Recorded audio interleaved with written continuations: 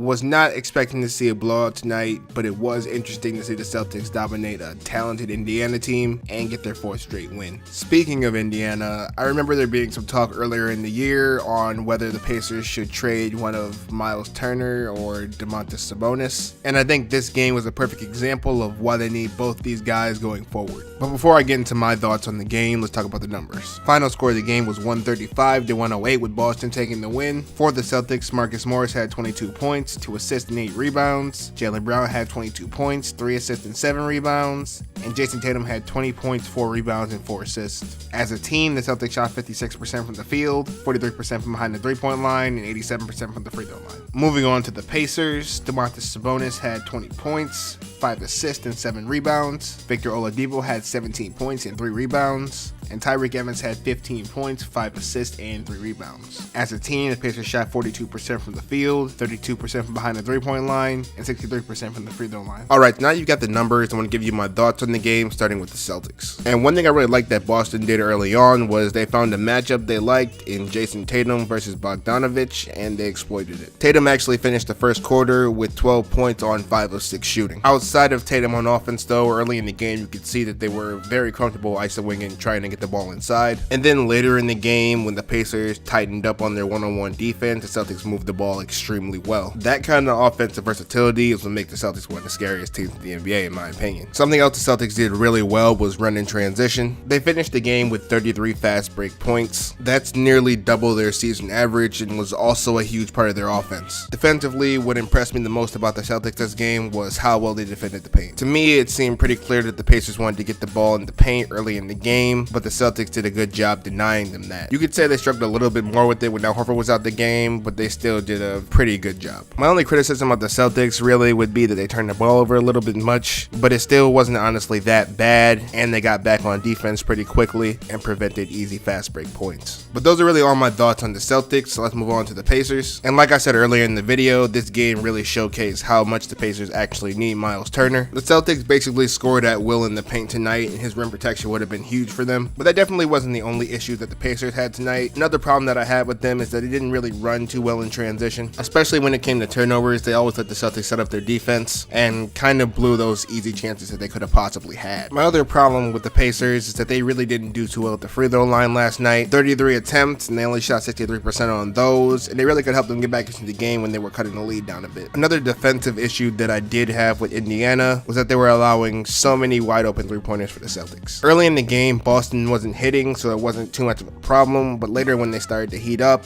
the wide open attempts kind of blew the game wide open. The last thing I want to mention about Indiana is that they had a lot of opportunities to kick the ball out of the paint for a better shot, but they didn't take advantage, which was a bit head scratching to me, considering even though they finished the game shooting poorly, they started out shooting very well, and they should have continued to take advantage. But that's really all I had to say about this game. I hope you guys enjoyed this video. If you did, go ahead and leave me a like. If you want to see more NBA content like this, make sure you turn on notifications and subscribe to this channel. I'll see you guys next time.